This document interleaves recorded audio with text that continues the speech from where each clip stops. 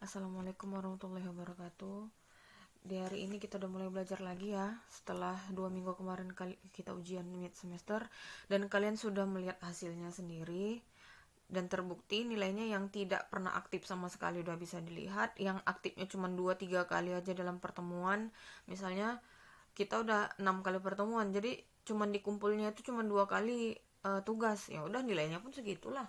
Dan sebegitu bagi rapot, kok segini nilainya miss, kok segitu nilainya miss, nggak terima. Kenapa nggak terima? Ya karena memang sudah ada buktinya tugasnya nggak ada. Jadi nilai dari mana mau kita buat? Nilai dari ujian saja. Sementara nilai ujian kalian saja udah 30, 15. Remedial oke, remedial hanya bisa ditambah. Paling hanya tambah 30 jadi 60 atau 65. Jadi dari mana tambahan nilai lainnya? Ya dari nilai tugas. Yang kalau nilainya 80-an ke atas miss kasih, berarti dia tugasnya lengkap dari yang pertama sampai yang terakhir. Ada 5-6 kali tugas, berarti dia lengkap plus ujian harian pertama. Ulangan harian pertama dia ikut. Kalau yang ulangan harian pertama nggak ikut, ya maaf aja lah. Nilainya jauh di bawah itu ya. Oke. Kita masih belajar di bab 1. Di bab 1 itu ada 3 materi. Yang pertama bentuk bilangan berpangkat, yang kedua bentuk akar, yang ketiga adalah logaritma. Ini bab pertama, ini adalah materi terakhir di bab pertama. Oke. Sebelumnya Miss ingatkan, yang namanya logaritma ini adalah materi yang sangat sulit di matematika. Tapi nggak apa-apa, nggak usah sementang dibilang sangat sulit kalian terus nggak bisa lah miss, udahlah nyerah, nggak tahu, nggak mau ngerjain. Ya udah, itu terserah. Kalau kalian memang menganggap nilai nggak penting, ya itu terserah kalian yang memilih ya. Oke, sekarang kita lihat di sini ada materi kita tentang logaritma. Jadi dipahami betul-betul yang Miss bilang, yang Miss sampaikan ini. Karena apa? Tidak akan bisa kalian kerjakan latihan-latihan atau contoh-contohnya ini nanti kalau tidak kalian pahami dari awal. Kalian simak baik-baik. Oke. Logaritma. Logaritma itu adalah inverse dari perpangkatan. Apa inverse? Inverse itu adalah kebalikan. Ingat nggak di eksponen pertemuan pertama kita yang bilangan pokoknya sama, misalnya nih 2 pangkat 2 dikali 2 pangkat 3. Ini diapain? Pangkatnya ditambah kalau dia di sini dikali. Kalau dia di sini dibagi berarti pangkatnya dikurangkan. Kalau dia ada pangkat di sini, ada pangkat lagi, berarti pangkatnya dikalikan. Iya. Ini kebalikan dari si perpangkatan tadi. Jadi kalau misalnya 2 pangkat 2 itu sama dengan 4, dah, itu berasal dari mana nanti ya? Berasal dari si 2 ini. Kalau kita jadikan logaritma ya tadi ya, misalnya ya 2 pangkat 2 itu sama dengan 4. Berarti kalau kita buat seperti ini, X-nya itu di bawah. X itu adalah hasil dari si logaritma. Berarti 2 di sini. 2 sama dengan A log B. A-nya itu adalah bilangan pokok yang di atas basis. Dengan nama lain namanya adalah basis. Bilangan pokok atau basis. Berarti itu berasal dari 2, itu berasal dari 2 log B di sini. B itu apa? 4. Kok bisa, Miss? Kita buktikan lagi. Berarti 2 log 2 pangkat 2. Nah, ini nanti kenapa bisa jadi 2? Kita lihatlah sifat-sifat logaritma yang ada 10 macam ini. Ini juga ada salah satunya di dalam sifat dari logaritma sendiri. Oke, sebelumnya.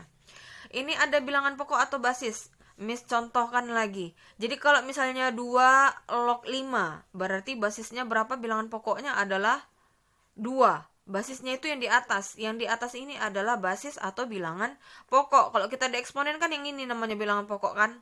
Ini namanya bilangan berpangkat. Oke. Jadi kalau semisalnya nggak ditulis basis yang di atas, misalnya nih log 2, ini nggak ada basisnya lah Miss. Enggak. Yang tidak ditulis basis itu merupakan basis 10. Basis 10 itu nggak pernah ditulis di sini 10 log 2, enggak. Yang namanya basis 10 selalu dia kosong dibuat. Berarti log 5 artinya ini basis 10. Kecuali di bawah 10 ya. Itu tadi 3 log 5, 4 log 5, 5 log 5 gitu. Sampai 9. Tapi kalau misalnya 10 nggak pernah ditulis ya. Kalaupun ada ditulis itu memang nggak apa-apa ditulis. Tapi kalau biasanya soal dia jarang ditulis seperti ini nih. Ini kan nggak ada. Jadi jangan kalian bilang nggak ada log, nggak ada basisnya Miss. Kayak mana itu? Nggak ada lah, nggak bisa gitu. Kalau yang nggak ditulis berarti dia basis 10.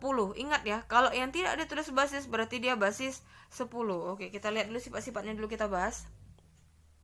Ada di sini dia penjumlahan dengan basisnya sama. Perhatikan, kalau basisnya berbeda, misalnya nanti di situ 2 log 4 ditambah 3 log 5. Ini bisa kita pakai sifat logaritma? Nggak bisa, karena di sini 2, di sini 3. Sama halnya dengan bilangan berpangkat. 2 pangkat 2 dikali 3 pangkat 2. Bisa kita kerjakan? Nggak bisa, karena sifat perpangkatan nggak bisa langsung kita kerjakan, harus kita buka dulu baru kita kalikan, begitu kan. Nah ini juga, ini nggak bisa. Makanya berlakulah sifat logaritma yang bilangan basisnya atau bilangan pokoknya sama yang di atas, dengan dia dijumlah berarti hasilnya harus dikalikan. Jadi jumlah di logaritma harus dikalikan, kali di logaritma harus dijumlahkan. Kalau di bilangan berpangkat, kalau dia kali dengan bilangan pokok sama, pangkatnya dia akan ditambahkan. Ya, sama kan? Sama juga dengan ini gitu, cuma ini dalam logaritma kita buat. Oke. Kalau dia dikurangkan dengan basisnya sama A log B kurang A log C, berarti A log B per C. Kalau tambah jadi kali, kurang jadi bagi. Gitu sebaliknya, kalau kali jadi tambah, bagi jadi kurang. Ya, ada lagi. A log B ini berarti sama dengan log B per log A. Kita pisah menjadi basis 10, nggak ditulis di sini kan? Tapi nggak apa-apa, Miss tulis biar mengingatkan bahwasanya ini adalah basis 10. Nggak ditulis basisnya ya. Basis 10 berarti log B per log A, atau sama dengan seper dibalik ini jadi di atas, ini jadi si basis, ini jadi si numerus tadi kan? Ya. Ini jadi numerusnya, jadi dibalik gitu. Jadi kalau misalnya nanti ada soal 2 log 3 itu berarti kalau dibalik menjadi 1/3 log 2. Boleh ya? Boleh kita buat gini juga, asal dengan syarat dia memenuhi sifat dari logaritma. Oke, ada lagi sifat yang keempat.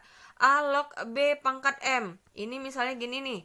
Misalnya 2 log 3 ini seperti ini tadi. Mana tadi dia nih? 2 log 2 pangkat 2. Gitu kan, 4 itu 2 pangkat 2 kan? Ya. Kita rubah seperti ini, pindahkan ke depan. Berarti 2 dikali 2 log 2. Oke, dah. Itulah berarti diturunkan, ya kan? Pangkat yang di depan sini diturunkan. Kalau mau dinaikkan lagi Miss ya, seperti ini lagi balik. Nah, udah balikkan ke atas, gitu ya. Ada lagi A log B dikali B log C. Ini kenapa bisa langsung A log C? Karena ini bisa tewas. Nah, mati dia, B di bawah dengan B di atas habis, maka hasilnya langsung A log C. Jadi kalau A pangkat N basisnya ada pangkat, log B pangkat M lagi, dan numerusnya juga ada pangkat lagi. Bagaimana cara menyelesaikannya? Berarti pangkat luar per pangkat yang di dalam langsung di A log B. Jadi misalnya di luar M, berarti M per N pangkat A log B itu misalnya gini nih. Misalnya ya, 2 pangkat 3 log 4 pangkat 2. Bisa log 3 pangkat 2 misalnya. Oke. Jadi langsung kayak gini, kayak mana itu? Pangkat di luar per pangkat di dalam. Berarti 2/3 2 log 3. Yang di luar per di dalam tinggal langsung 2 log 3 seperti dari sifatnya ya kan. Nah, jadi seperti itu kita rubah nanti. Lihat yang nomor 7, A log B. A-nya ini di bawah ya. A-nya itu di bawah, misalnya 2 log 4. Habis ini 2-nya tinggal si 4, samalah dengan sifatnya. Ya kan? Jadi kalau misalnya yang di bawah sini sama yang di atas sama, langsung kita hasilnya yang di ujung gitu. Terus ada lagi A log B per C, ini kalau misalnya kita negatifkan bisa menjadi min A log C per B. Ada lagi, kalau dia bilangannya sama, kalau kita di eksponen, A pangkat 1 itu berapa? A kan? Ya udah, berarti A log A itu sama dengan 1. Ini juga dalam perpangkatan seperti itu. Nih lagi, A log 1 sama dengan 0. Kalau dalam perpangkatan A pangkat 0 sama dengan 1. Sesuatu yang berpangkat 0 menghasilkan 1. Makanya A log 1 itu sama dengan 0. Di atasnya ini nanti basisnya 5, 6, 7, log 1. Yang jelas log 1 dia menghasilkan sama dengan 0. Ingat ya, karena di eksponen juga sesuatu berpangkat 0 hasilnya adalah 1. Oke. Selanjutnya kita bahas contoh.